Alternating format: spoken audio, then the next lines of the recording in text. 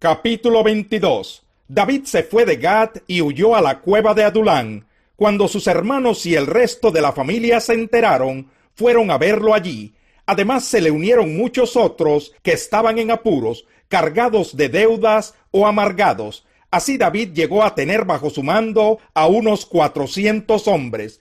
De allí se dirigió a Mizpa, en Moab, y le pidió al rey de ese lugar: deja que mis padres vengan a vivir entre ustedes hasta que yo sepa lo que Dios quiere de mí. Fue así como dejó a sus padres con el rey de Moab, y ellos se quedaron allí todo el tiempo que David permaneció en su refugio. Pero el profeta Gad le dijo a David: no te quedes en el refugio, es mejor que regreses a la tierra de Judá.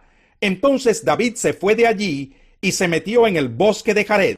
Mientras Saúl estaba sentado a la sombra de un tamarisco que había en la colina de Gibeá, se enteró de que David y sus hombres habían sido localizados. Tenía Saúl su lanza en la mano y lo rodeaban todos sus oficiales, a quienes les dijo: pongan atención, hombres de Benjamín. ¿También ustedes creen que el hijo de Isaí les va a dar tierras y viñedos, y que a todos los va a nombrar jefes de 1000 y de 100 soldados? Ahora veo por qué todos ustedes conspiran contra mí. ¿Y por qué nadie me informa del pacto que mi hijo ha hecho con el hijo de Isaí? Nadie se ha tomado la molestia de avisarme que mi propio hijo instiga a uno de mis súbditos a que se subleve y me aceche, como en realidad está pasando. Doeg el edomita, que se encontraba entre los oficiales de Saúl, le dijo: yo vi al hijo de Isaí reunirse en Nob con Ahimelech, hijo de Ahitob. Ahimelech consultó al Señor por David y le dio provisiones, y hasta le entregó la espada de Goliat. Entonces el rey mandó a llamar al sacerdote Ahimelech, hijo de Ahitob, y a todos sus parientes que eran sacerdotes en Nob. Cuando llegaron, Saúl le dijo: escucha, hijo de Ahitob. Diga mi señor, respondió Ahimelech, ¿por qué tú y el hijo de Isaí conspiran contra mí? Le reclamó Saúl: le diste comida y una espada. También consultaste a Dios por él para que se subleve y me aceche, como en realidad está pasando. Ahimelech le respondió al rey: ¿quién entre todos los oficiales del rey es tan fiel como su yerno David, jefe de la guardia real y respetado en el palacio? ¿Es acaso esta la primera vez que consulto a Dios por él? Claro que no. No debiera el rey acusarnos ni a mí ni a mi familia, pues de este asunto su servidor no sabe absolutamente nada. Te llegó la hora, Ahimelech, replicó el rey, y no solo a ti, sino a toda tu familia. De inmediato el rey ordenó a los guardias que lo acompañaban: maten a los sacerdotes del Señor, que ellos también se han puesto de parte de David. Sabían que estaba huyendo y sin embargo no me lo dijeron. Pero los oficiales del rey no se atrevieron a levantar la mano en contra de los sacerdotes del Señor. Así que el rey le ordenó a Doeg: pues mátalos tú. Entonces Doeg el edomita se lanzó contra ellos y los mató. Aquel día mató a 85 hombres que tenían puesto el efod de lino. Luego fue a Nob, el pueblo de los sacerdotes, y mató a filo de espada a hombres y mujeres, a niños y recién nacidos, y hasta a los bueyes, asnos y ovejas. Sin embargo, un hijo de Ahimelech, llamado Abiatar, logró escapar y huyó hasta encontrarse con David. Cuando le informó que Saúl había matado a los sacerdotes del Señor, David le respondió: ya desde aquel día, cuando vi a Doeg en Nob, sabía yo que él le avisaría a Saúl: yo tengo la culpa de que hayan muerto todos tus parientes, pero no tengas miedo, quédate conmigo, que aquí estarás a salvo. Quien quiera matarte, tendrá que matarme a mí. Capítulo 23. Los filisteos atacaron la ciudad de Keilah y saquearon los graneros. Cuando David se enteró de lo sucedido, consultó al Señor: ¿debo ir a luchar contra los filisteos? Ve, respondió el Señor, lucha contra los filisteos y libera a Keilah. Pero los soldados le dijeron a David: si aún aquí en Judá vivimos con miedo, cuánto más si vamos a Keilah para atacar al ejército filisteo. David volvió a consultar al Señor Y él le respondió: ponte en camino y ve a Keilá, que voy a entregar en tus manos a los filisteos. Así que David y sus hombres fueron allá y lucharon contra los filisteos, derrotándolos por completo. David se apoderó de los ganados de los filisteos y rescató a los habitantes de la ciudad. Ahora bien, cuando Abiatar, hijo de Ahimelech, huyó a Keilá para refugiarse con David, se llevó consigo el efod. Cuando le contaron a Saúl que David había ido a Keilá, exclamó: Dios me lo ha entregado. David se ha metido en una ciudad con puertas y cerrojos y no tiene escapatoria.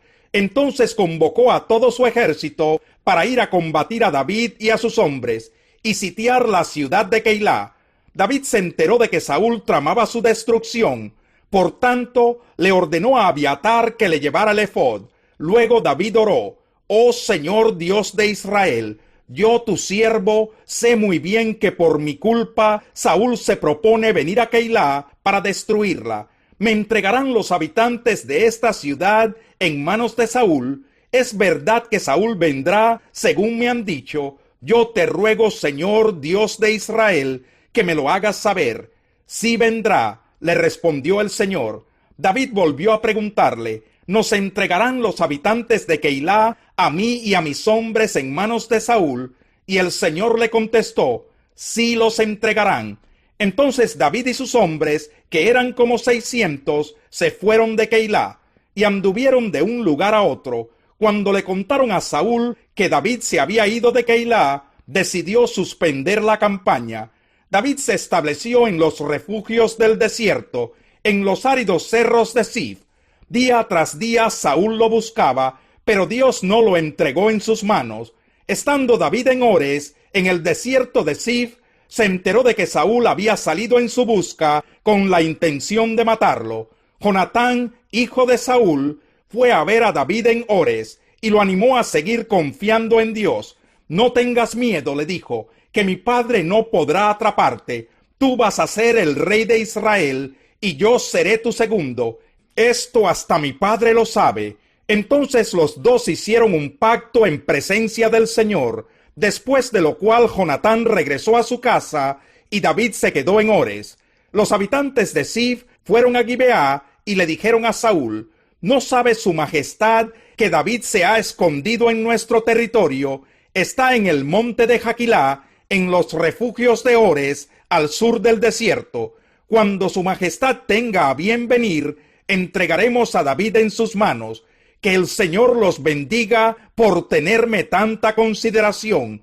Respondió Saúl: vayan y averigüen bien por dónde anda y quién lo ha visto, pues me han dicho que es muy astuto. Infórmense bien de todos los lugares donde se esconde y tráiganme datos precisos. Entonces yo iré con ustedes, y si es verdad que está en esa región, lo buscaré entre todos los clanes de Judá.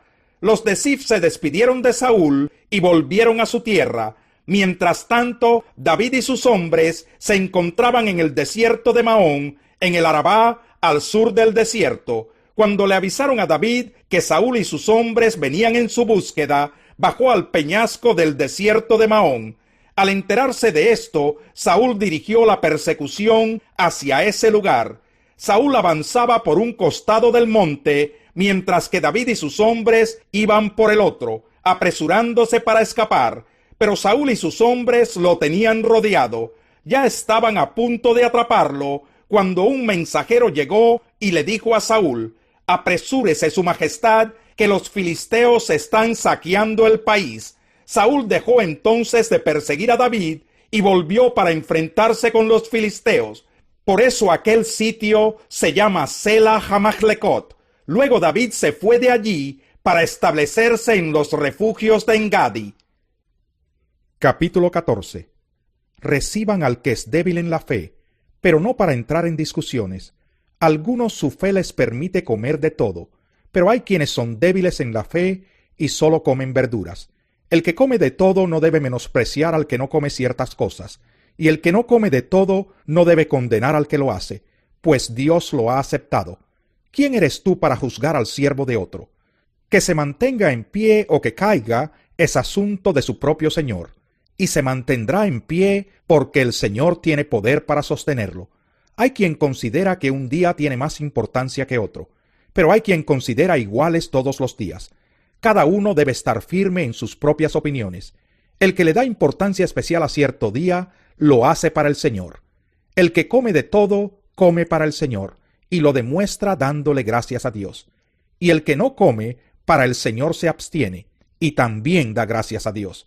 Porque ninguno de nosotros vive para sí mismo, ni tampoco muere para sí. Si vivimos, para el Señor vivimos, y si morimos, para el Señor morimos. Así pues, sea que vivamos o que muramos, del Señor somos. Para esto mismo murió Cristo, y volvió a vivir, para ser Señor tanto de los que han muerto, como de los que aún viven. Tú entonces, ¿por qué juzgas a tu hermano? O tú, ¿por qué lo menosprecias? Todos tendremos que comparecer ante el tribunal de Dios.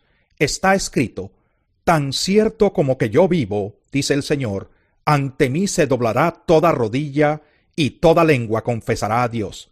Así que cada uno de nosotros tendrá que dar cuentas de sí a Dios. Por tanto, dejemos de juzgarnos unos a otros. Más bien, propónganse no poner tropiezos ni obstáculos al hermano. Yo, de mi parte, estoy plenamente convencido en el Señor Jesús de que no hay nada impuro en sí mismo. Si algo es impuro, lo es solamente para quien así lo considera. Ahora bien, si tu hermano se angustia por causa de lo que comes, ya no te comportas con amor. No destruyas por causa de la comida al hermano por quien Cristo murió.